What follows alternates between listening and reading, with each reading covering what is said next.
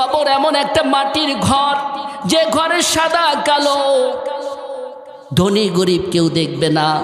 দৈনন্দিন আপনার আমার জন্য ওই কবরের মাটি আপনাকে আমাকে ডাকতেছে, কথা ঠিক কিনা? মাউতে কাসিন কুল্লু নাসিন সারিবুন, মৌত এমন একটা শরবত বাবা, এই শরবত সবারই পান করা লাগবে, কথা বাস্তব কিনা বলে? অতএব এই মৌতকে যদি ভয় করতে হয়, আল্লাহ নবীর ছোট একটা হাদিস পড়ছে, قال النبي صلى الله عليه وسلم اكثروا هذه اللذات الموت। এই ছোট হাদিসের মধ্যে আকসিরু হাযা, আর যদি আকসিরু হাযিল লাজ্জাতিল মাউত যদি ব্যাখ্যা করা হয়, আর ওই সাইডে যদি ব্যাখ্যা করা হয় যে মউত এমন একটা ঔষধ, এমন একটা আপনার আমার জীবন সঙ্গী, এটা আপনাকে আমি বুঝাইতে পারবো না। বলে দুনিয়ার যত যত মহাব্বত আছে, যত সম্পর্ক আছে, যত যা কিছু আছে, সমস্ত মহাব্বত সাতকেই নষ্ট করে দেবে এই মউতে। সুবহানাল্লাহ। আসতে বললেন, এই আপনার আমার বুঝে আসবে না? বলে যাদের বুঝে আসছে মউতের কথা, এই তো গেছে 1 সপ্তাহ পার হয়ে গেল, আমার ভাই উসমান হাদি চলে গেছে। বলে সব সময় তার প্রত্যেকটা ভিডিও ফুটেজের ভিতরে সে সব সময় বলতো, আমার মাথা থেকে যদি বুলেট বের হয়ে যায়, আমি বুকটা মিছিলের সামনে যে যেন আমি বুকটা পাতায় দিছি। আপনারা দেখবেন এই উসমান হাদি ভাই প্রত্যেকটা পয়েন্টে পয়েন্টে মউতের কথা বলছে, কথা ঠিক কিনা? মউতকে এত মহব্বত করছে, মউত এত পয়েন্টে পয়েন্টে স্বীকার করেছে, মউতকে সঙ্গে নিয়ে মউতকে যেন নিজের বন্ধু বানায় নিয়ে আসে, যার কারণে হাসতে হাসতে আজ সারা দুনিয়ার মানুষ তার জন্য দোয়া করছে, কথা ঠিক কিনা? ও মুসলমান, এরকম জীবন গঠন করতে হবে, দুনিয়ার ভুবন সবাই তোমার জন্য কাঁদবে, তুমি শুধু হাসবা। সুবহানাল্লাহ। তার তামান্না ছিল শহীদে মৃত্যু, আল্লাহ সেই তামান্নাকে কবুল করে নিছেন। এতই সৎ ছিল, তাকে বিকাশে কেউ যদি টাকা দেয় নগদে, সে টাকাগুলো সম্মিলনের মাধ্যমে জানায় দিছে, দেশে কি দেশে না? মিথ্যা বলছি নাকি? 50,000 টাকার একটা বান্ডিল দেশে, সেটাও সম্মিলনের মাধ্যমে জানায় দিছে। আমাদের মতো নেতা হইলে তো বলে পার্টির লোকেরা দেখে যাবে, আগে সাইড করে লই, কথা ঠিক কিনা? এই কথা বাস্তব না? তাহলে কথা বলেন না তো। আপনারা বলে জেহাদি ওয়াজ, জেহাদি ওয়াজ বোঝেন? নামাজের আগে জেহাদ আসছে, কোরআন নামাজের আগে, হজের আগে, রোজার আগে, সব ইবাদতের প্রথম ইবাদত হচ্ছে জেহাদ। জেহাদ ছাড়া এই সুন্দর কোরআন, এই এত সুন্দর বাগিচা, এটা আপনি আমি পাই নেই, এমনিতে পাই নেই। নবী মহব্বত, নবীর মহব্বত, এত মহব্বত করো, অথচ দয়ার নবী, মায়ার নবী কত কষ্ট করেছে, হাজার হাজার লক্ষ টাকার সম্পদ নষ্ট করছো। নবীর মহব্বতে নবীকে কখনো কি মনে হয় না নবীকে একবার ওই সোনার মদিনায় যে একটু সালাম করি, মনে হয় কি হয় না? অথচ দেশে বসে বলছি আমরা নবীকে মহব্বত করি, নবীকে ভালোবাসি, জেহাদের আলোচনা লাগবে, অথচ জেহাদের কোনো কাজ আমার ভিতর আপনার ভিতরে নাই, কথা ঠিক কিনা? বলে নবীকে ভালোবাসি, দাড়ি নাই, টুপি নাই, লম্বা জামা নাই, কথা ঠিক কিনা? তাহলে নবীকে যদি ভালোবাসতে হয়, মহব্বত করতে হয়, জেহাদের আলোচনা শুনতে হয়, তাফসীর শুনতে হয়, বলে সর্বপ্রথম নিজের দিলটাকে পরিবর্তন করতে হইবে। যার কারণে দুনিয়ার ভিতরে সর্বপ্রথম হিংসা গুনাহ ঢুকছিল হাবিল আর কাবিলের, মনে আসেনি? হাবিল আর কাবিলের পৃথিবীতে সর্বপ্রথম কিসের গুনাহ? হিংসার কারণে। কথা ঠিক আছে তো? কথা বলে না, বোঝে না মনে হয়। আমি নিজের বোনকে সুন্দর লাগে, কাবিল এটা ইম্পসিবল বলে মনে করতেছেই না, বলে এটা ইম্পসিবল নয়, হতেই পারে না। বলে আমার বোন সুন্দর, যাই হোক লম্বা আলোচনা। আমি যে কথা বুঝাইতে চাচ্ছি, হিংসার কারণে এটা হয়েছে। এই হিংসার গুনার কারণে তোমার আমার দিলের ভিতর থেকে এই সম্পদ, এই দুনিয়া, এই আহামুরি, এই চেয়ার, এই নেতা সব কিছু দখল করে আপনাকে আমাকে জাহান্নামে পৌঁছে দেবে। নাউজুবিল্লাহ। ও আমার বাবাজিরা, হাতে ধরে পায়ে ধরি, কোন জায়গায় বসেন একবার বুঝে দেখেন। আমি কিন্তু বলছি জান্নাতের বাগিচা ঠিক আছে, কিন্তু এমন একটা জায়গা ধরে নেন আপনার আমার এখানেই কবর, এটাই কবর।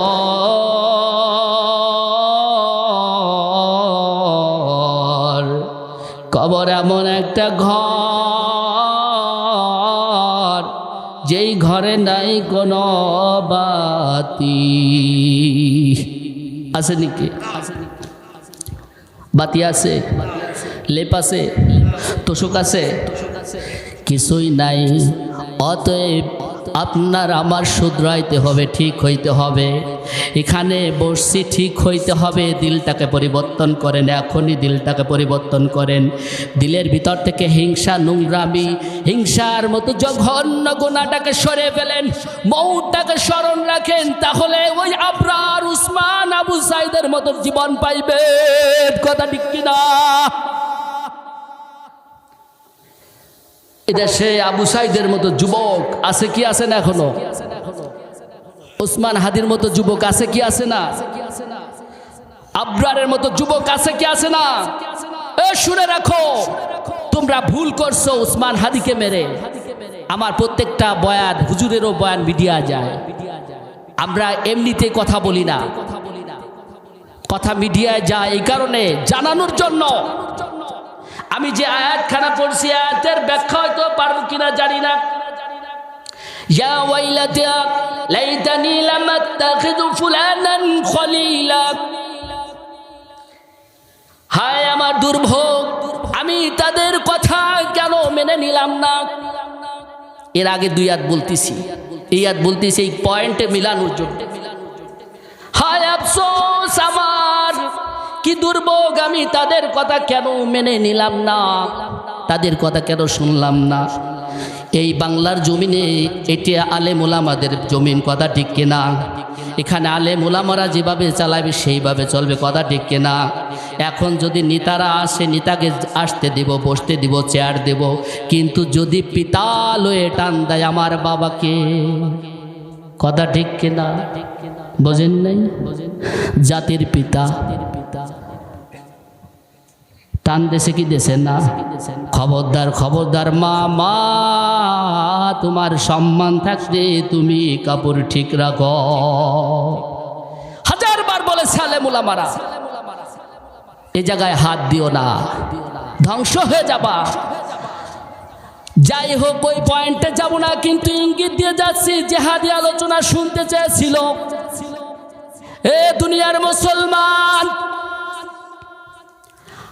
আলেম ওলামারা বারবার বলেছিল এই পথে হাঁটো না, তাদের কথা শোনে নেই। আর কোরআনে সূরাতুল লুকমানের 28 নম্বর আয়াত আমি তিলাওয়াত করছি, ইয়া ওয়াইলাতা লাইতানি লাম আত্তাখিযু ফুলানান খলিলা।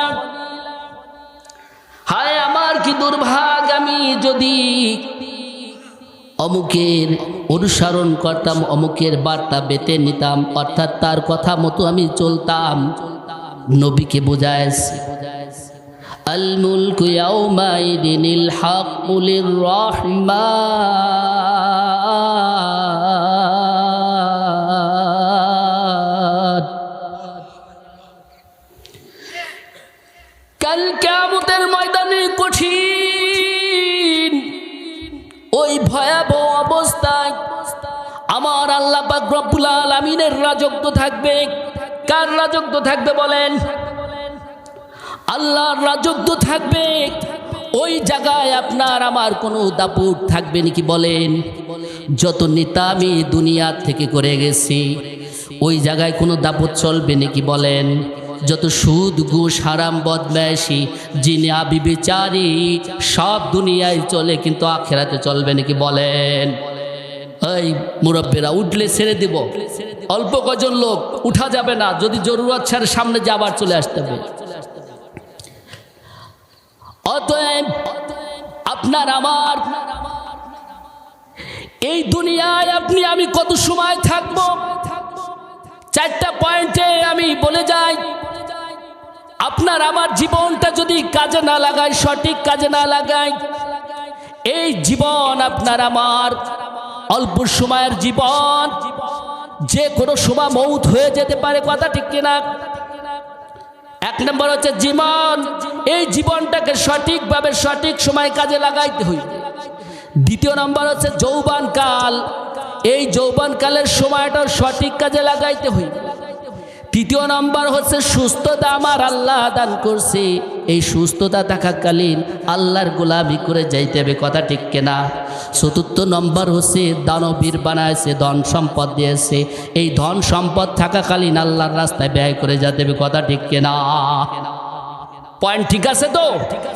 এই চার পয়েন্টে যদি হাঁটেন, আপনি আমি মুসলমান, এই ঈমান নিয়ে মরতে পারলে আপনার আমার জান্নাত নিশ্চিত, কথা ঠিক কিনা? ও আমার বাবাজিরা, পদ্মালে মা বোনেরা, হয়তো ভাবতেছেন আপনি আমি আলোচনার কথার মধ্যে আমি কোন সাইডে নিয়ে গেলাম। আমি বুঝাইতে চাচ্ছিলাম, আপনার আমার দিলটা পরিবর্তন যদি না করেন, তাহলে আনুষ্ঠানিক যে আমলগুলো আছে জীবনেও ঢুকবে না, কথা ঠিক কিনা? তাহলে কাল কিয়ামতের ময়দানে কি দশা হইবে আপনার আমার? وَيَوْمَ يَعَضُّ الظَّالِمُ عَلَى يَدَيْهِ يَقُولُ يَا لَيْتَنِي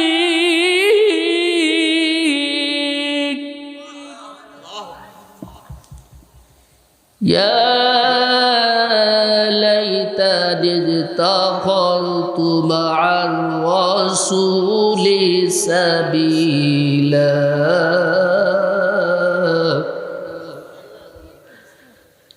সেই দিন জালেমের বাচ্চারা, মুনাফিকের বাচ্চারা নিজের হাত নিজেরাই কামড়াইতে থাকবে, নিজেদের হাত নিজেরা কি করবে?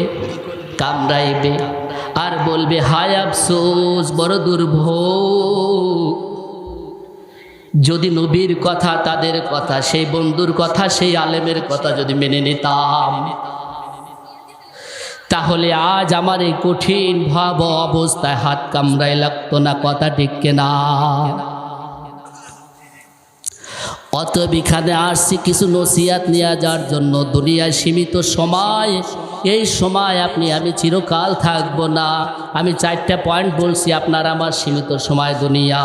এই দুনিয়ার মধ্যে আল্লাহ সবার পরীক্ষা নেবে, নেবে কি নেবে না?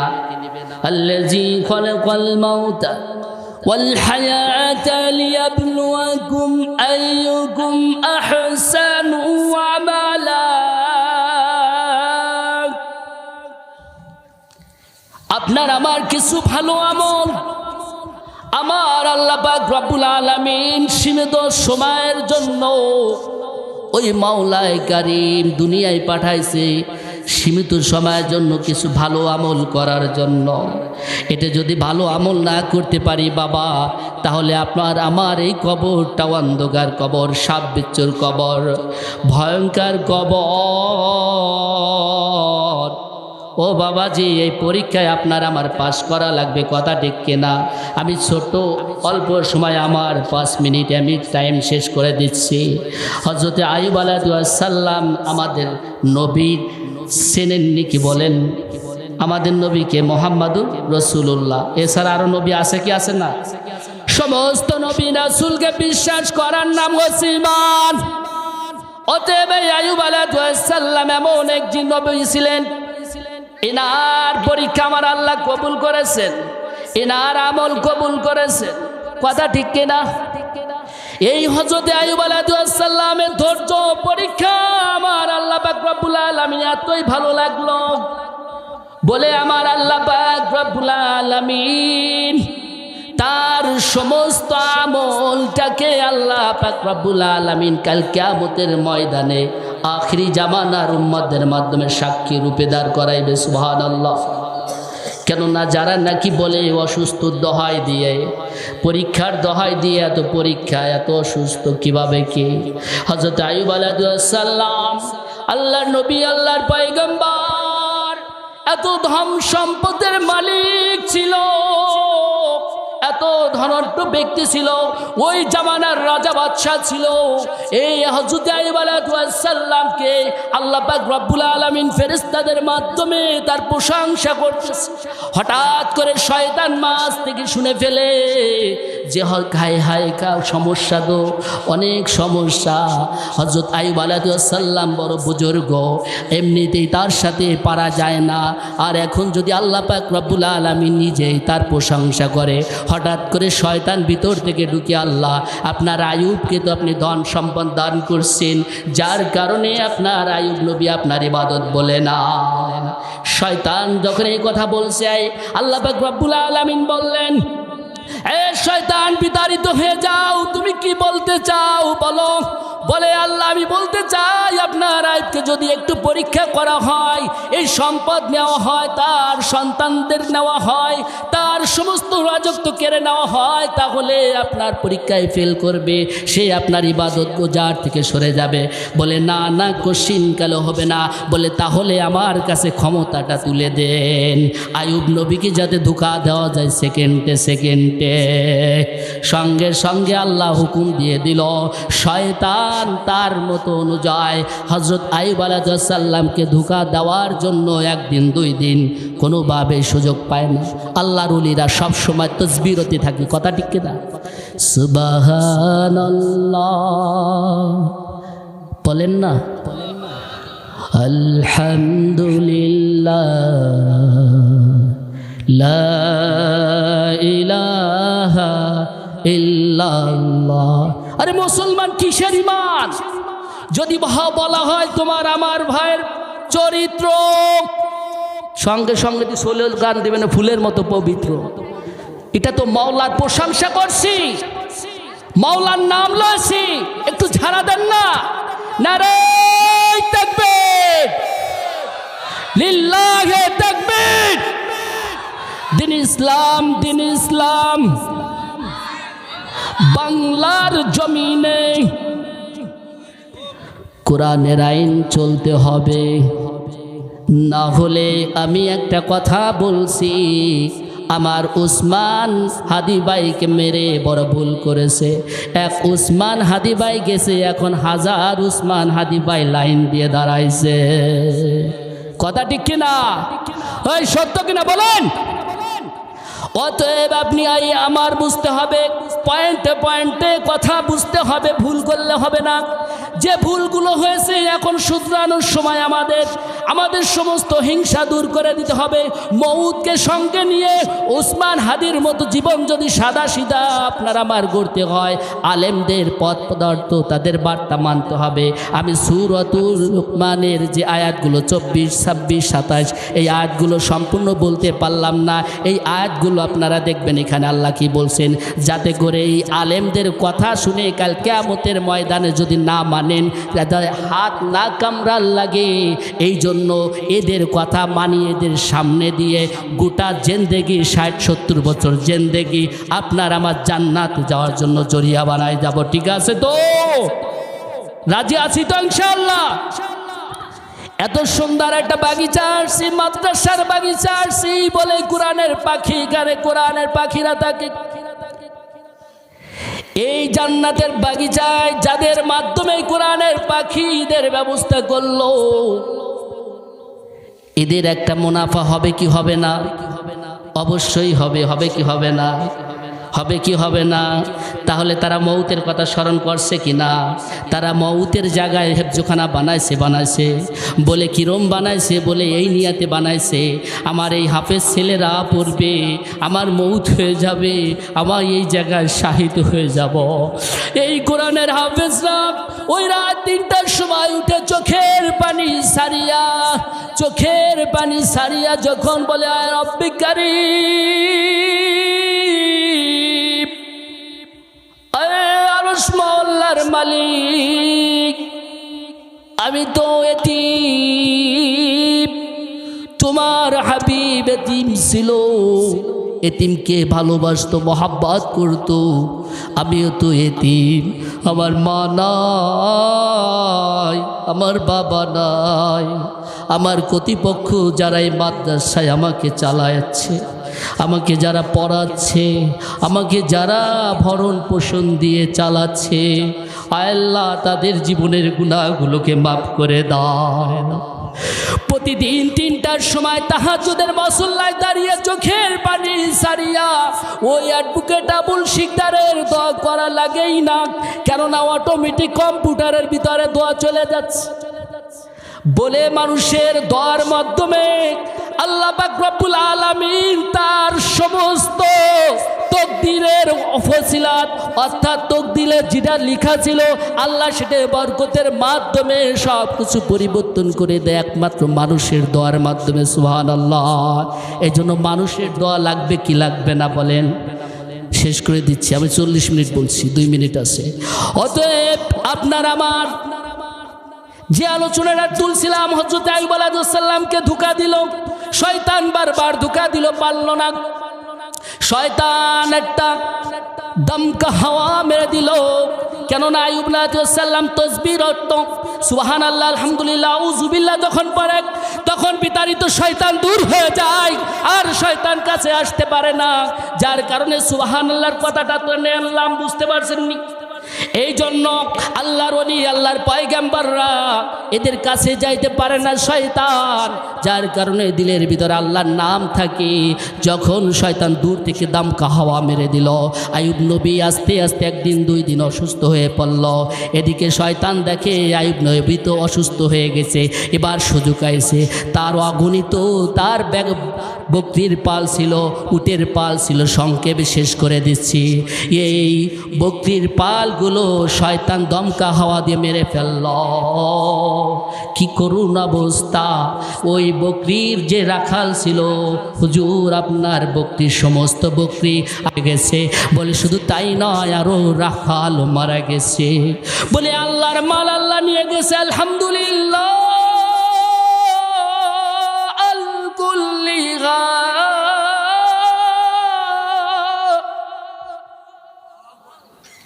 বলে আল্লাহর প্রশংসা, বলে আমার আল্লাহ তো আমার মাল নেই, আমার আল্লাহর মাল নিছে।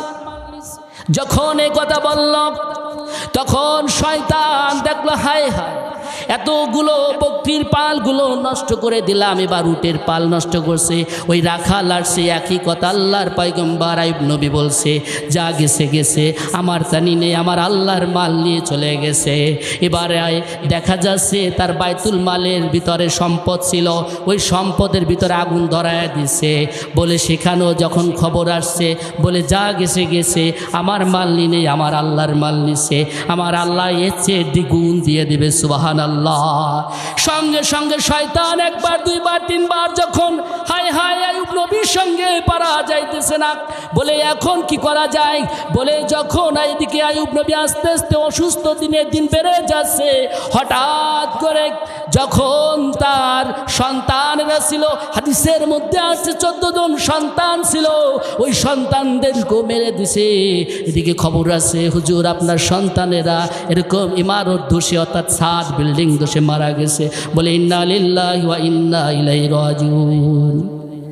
কুরআনের মধ্যে আছে, ইজা সাবাতুহুম মুসিবাতুন ক্বালু ইন্না লিল্লাহ।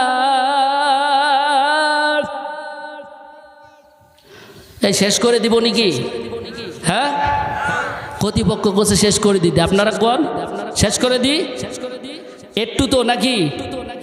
এই আয়াতের অর্থ আমার আল্লাহ পাক রব্বুল আলামিন যদি কোনো বান্দা বিপদে পড়ে তাহলে সঙ্গে সঙ্গে ইন্না লিল্লাহি ওয়া ইন্না ইলাইহি রাজিউন পড়ে। অথচ বাংলার জমিনে আমরা কত শিক্ষিত, আমরা টুপিয়া দাড়ি মাথায় দিয়ে আমরা মরে গেলে ইন্না লিল্লাহ পড়ি, কথা ঠিক কিনা? মরে গেলে সারা আর ইন্না লিল্লাহ কোনো জায়গায় ব্যবহার করি না, কথা ঠিক কিনা বলেন? ওই বলেন, আর কোনো জায়গায় ব্যবহার করি? আপনি ঔষধ খাইছেন, বিপদ হয়েছে, আপনার ছেলে অসুস্থ হচ্ছে, ইন্না লিল্লাহ সঙ্গে সঙ্গে বলেন।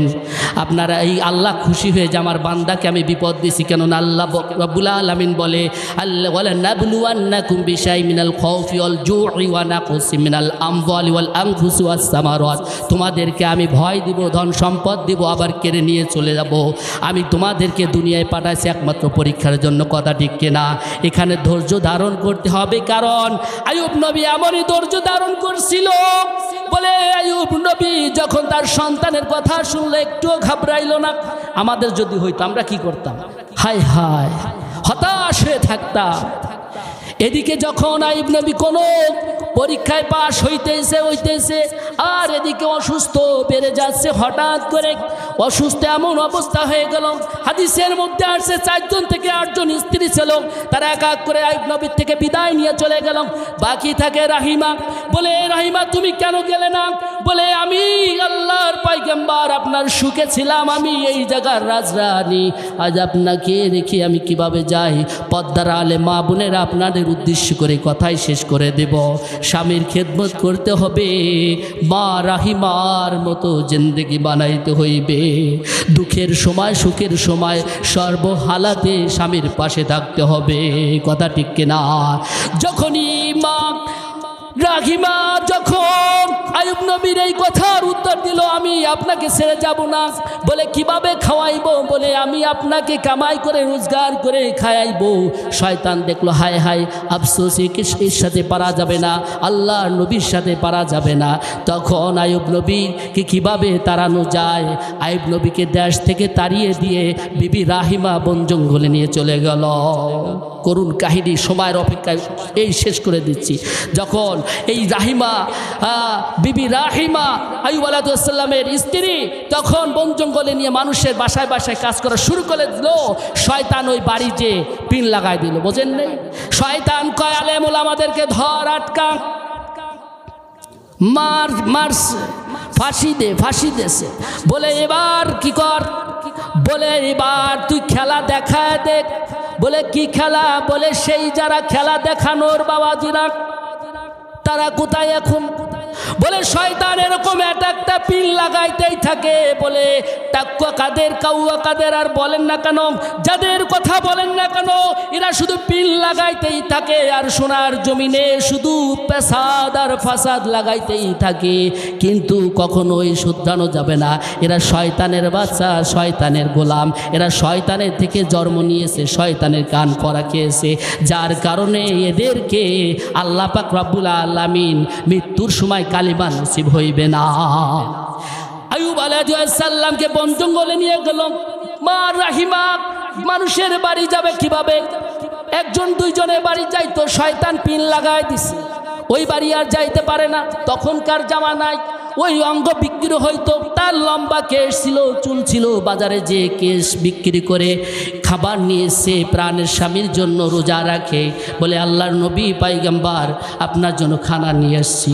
এদিকে আবার পিন লাগায় দিছে। দাদা কইছে থাকতে হবে, এইভাবে করতে হবে। বোঝেন নেই? একটু টাচ দিয়ে দিচ্ছি, পুরো না। পুরো দিচ্ছি নাকি? হ্যাঁ বলছি, কারো নাম ধরছিনি, কারো নাম ধরি নেই কিন্তু আমি। অতএব যখন এই পিন লাগাই দিছে, আইয়ুব নবীর সঙ্গে সঙ্গে রাগান্বিত হয়ে গেল। আয় বিবি রাহিমা, তুমি এই খাবার কোথায় পেয়েছো? বলে আমি এইভাবে রোজগার করে নিয়ে আসছি। বলে না, তুমি চুরি করে আনছো। বলে প্রমাণ? বলে তোমার মাথার কাপড় দেখাও। যখন কাপড় দেখাইছে, মা, ও আমার পদ্মাল মা, বিবি রাহিমা নিজের মাথার চুল বিক্রি করে যখন বিক্রি করল, বিক্রি করে যখন আনলো প্রাণের স্বামীর জন্য, আহারে এদিকে স্বামীকে রাগান্বিত করে ফেলছে শয়তান।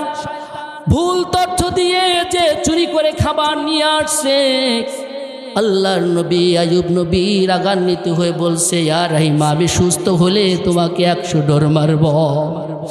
বিবি রাহিমা বলে, প্রাণের স্বামী, আপনি ডোর মারেন ঠিক আছে, আপনি সুস্থ হন আগে। আমাদের জামানায় মা বোনেরা হইলে কি বলতো বুঝে নেন। অতএব রাহিমা নবীর সুস্থ কামনা করলো। যাই হোক, আল্লাহ পাক রব্বুল আলামিন আমাদের জিন্দেগি এইভাবে যদি করতে পারি, পরীক্ষায় পাশ করাইতে পারি, তাহলে আসল আল্লাহ নবীর আশেক হতে পারবো। কথা ঠিক কিনা? আর নিতে পারবো না। মাফ করেন। আল্লাহ পাক রব্বুল আলামিন যে আলোচনা করলাম, বা যদি ভুল ত্রুটি হয়ে থাকে, ক্ষমার দৃষ্টিতে আমাকে মাফ করবেন, এলাকার ছেলে হিসেবে মাফ করবেন। হিংসা করা যাবে নাকি বলেন? আলোচনার প্রথমেই আবার চলে যায়, 1 সেকেন্ডে হিংসা করা যাবে? মনে করেন যদি হাঁচান তাহলে কিন্তু শেষ। আল্লাহর জমিনে কোনো কিছু অভাব নাই, টাকার অভাব নাই, ক্ষমতার অভাব নাই, সম্মানের অভাব নাই। কথা ঠিক কিনা? আপনি আমার পিছন থেকে ক্ষতি করবেন, আপনার সামনে চেয়ার আমাকে বসাইবে। কে বসাইবে? আল্লাহ বসাইবে। এখানে বসাইছে কে? যতই হিংসামি করেন না কেন, আমার নাম সিলেট যেখানে হবে না কেন, আপনি বাদ দিবেন, আমার নাম ওখানে আগে চলে যাবে। কে করবে? আমি একটু টাচ দিয়ে দিলাম। খবরদার, এই দেশে বারবার আসবি না। এলাকার ছেলে হক দাবি আমার ভাইদের, আমার বাবাদের, মাদের শোনাইতে চাই। কি শিখছি? আমি তো ছিলাম একজন গুন্ডা, হতে পারতাম রাস্তার রিক্সাওয়ালা, হতে পারতাম, কিন্তু আজ অ্যাডভোকেট হাসিব শিকদার মাদ্রাসা, এটা কত সুন্দর। কেউ কখনো ভাবছে? কেউ ভাবি নেই। আল্লাহ তাকে কবুল করছে, তার মাধ্যমে হয়েছে। কথা ঠিক কিনা? আজ এত সুন্দর কবরস্থান হয়েছে, আমার চাচা আবুল শিকদার, তার ওসিলা, তাকে বলা হয়েছে, তার মাধ্যমে এটা হয়েছে। কিন্তু সে কি এটার মালিক? আসল মালিক এটা সে না, আল্লাহ মালিক। সদকা জারিয়া, দিলের মধ্যে কোনো হিংসা রাখবো না তো ইনশাআল্লাহ। আখিরি দাওয়ানা আলহামদুলিল্লাহি রাব্বিল আলামিন। যে আলোচনা করলাম এর উপর আমাকে স্বয়ং এবং সবাইরে এর উপর আমল করার তৌফিক দান করুন, আমিন। বিশেষ করে দোয়া করবেন আমার নানা অ্যাডভোকেট আবুল হাসিব শিকদার বাবা, উনি আমার জন্য অনেক করছে, আমাকে মাদ্রাসায় নেওয়ার জন্য, মাদ্রাসায় পড়ানোর জন্য। আমি সব সময় বলি, আমার পাশে আমার কাকা, আমার বাবা সমতুল্য, উনিও আমাকে অনেক করছে মাদ্রাসায় করার জন্য। এনাদের অবদানে আমি আজ এখানে আসছি।